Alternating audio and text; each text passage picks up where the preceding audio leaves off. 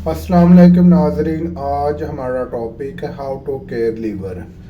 जिगर पेट में ऊपर वाले हिस्से में दाएं तरफ पसलियों के नीचे होता है। जिगर का रंग गहरा सुर्खी माइल, जिसका वजन तकरीबन 3 पाउंड के करीब होता है। जिगर खून में ज़्यादातर कीमियाई सतह को ठीक रखता है और एक प्रोडक्ट खारिज करता है जिसे बाइल कहते हैं। मेद और आंतों से निकलने वाला तमाम खून जिगर से गुजरता हुआ मगर जिसम में 500 के करीब काम करता है।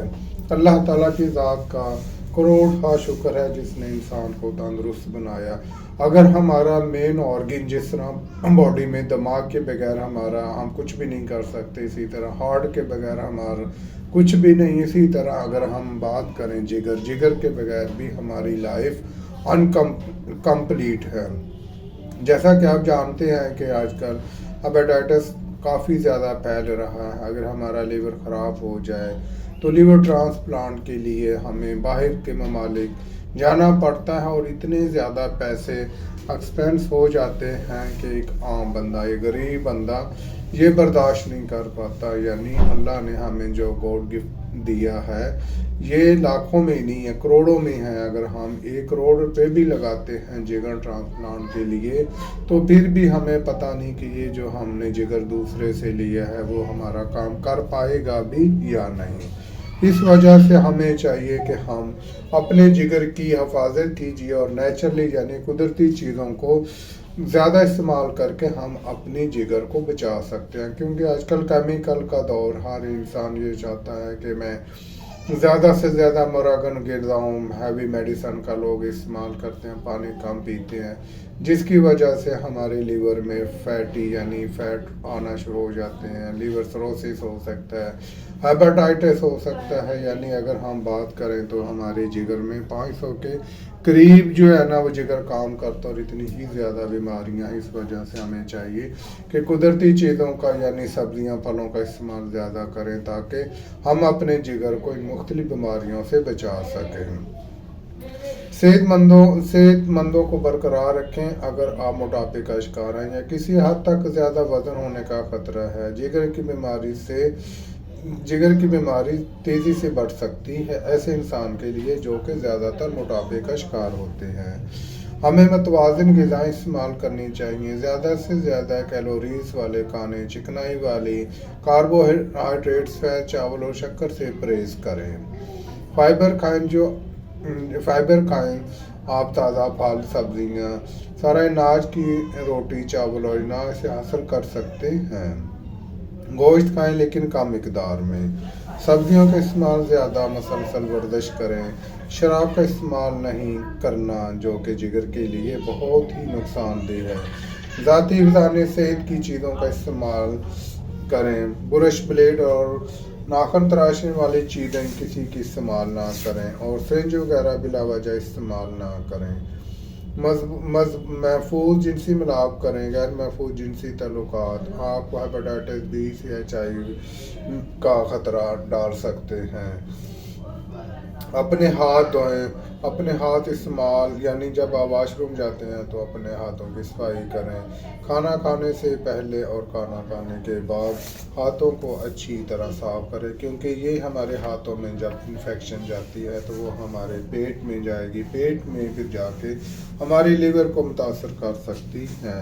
तमाम हदायत पर अमल करें। जब आप गलत किस्म की अद्वियात इस्तेमाल करते हैं तो आपका जिगर मुतासर हो सकता है। वैक्सीन करवाएं। हेपेटाइटिस ए और हेपेटाइटिस बी की वैक्सीन करवाएं हैं। वैक्सीन मौजूद है। हेपेटाइटिस सी वायरस के ख़िलाफ़ कोई वैक्सीन नहीं है अभी तक। इस वजह से हमें चाहिए कि अल्लाह ना करे हमारा जिगर मुतासर हो गया है तो हमें चाहिए कि हम अपनी कंप्लीट इन्वेस्टिगेशन करवाएं, जिसमें CBC, LFT, hepatitis B, C, HIV, اور اسی طرح ہیپاٹائٹس اے وائرس آتا ہے، hepatitis C virus, hepatitis D virus, کیونکہ یہ جو وائرس ہے ہمارے جگر کو خراب کر سکتے ہیں۔ اکثر آپ نے دیکھا ہوگا چھوٹے بچوں میں جیسے لوگ جو پانی کا کم استعمال کرتے ہیں تو کیا ہوتا ہے کہ ہماری لیور خراب ہو جاتا ہے، متاثر ہو جاتا ہے، جس کی وجہ سے ہمارا کلر جو ہے نا پیلا آنا شروع ہو جاتا ہے، ہماری آنکھیں وائٹ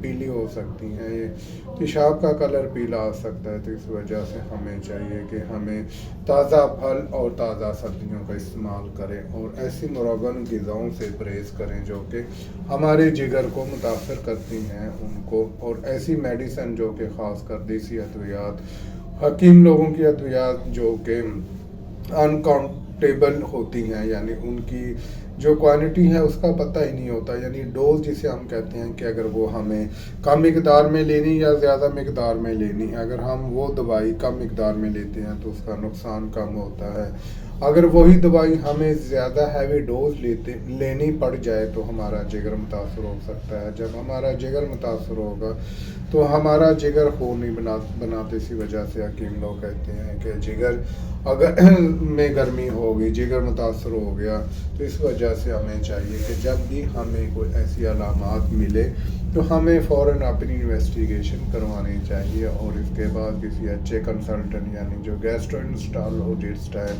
یعنی جو معدے جگر کا اسپیشلسٹ ڈاکٹر ہے، اس کو معائنہ کروائیں تاکہ بر وقت اگر ہمارے میں کوئی نہ کوئی بیماری کی علامات آ رہی ہیں تو ہم اسے ریموو کر دیں۔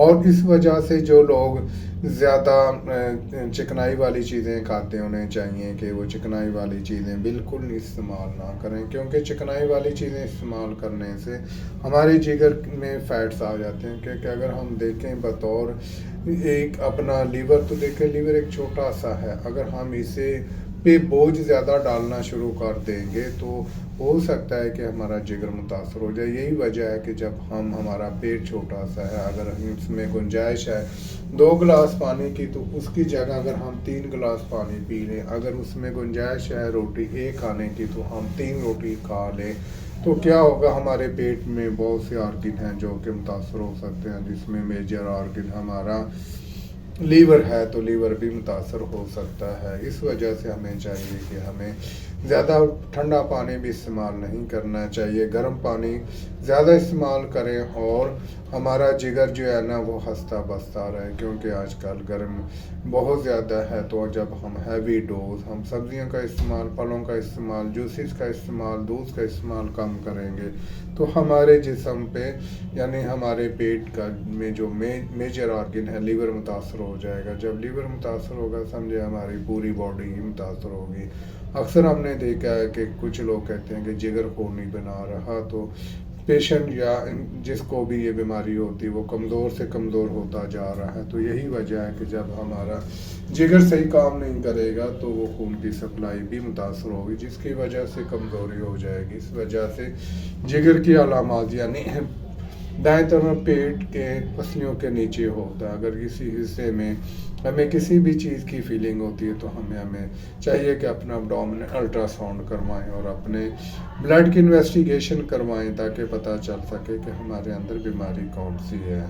یہ ویڈیو اگر آپ کو اچھی لگی تو اسے لائک بھی کر دیں اور اسے دوستوں کے ساتھ شیئر بھی کر دیں۔ دوبارہ ملتے ہیں کہ نئی ویڈیو کے ساتھ، تب تک کے لیے خدا حافظ۔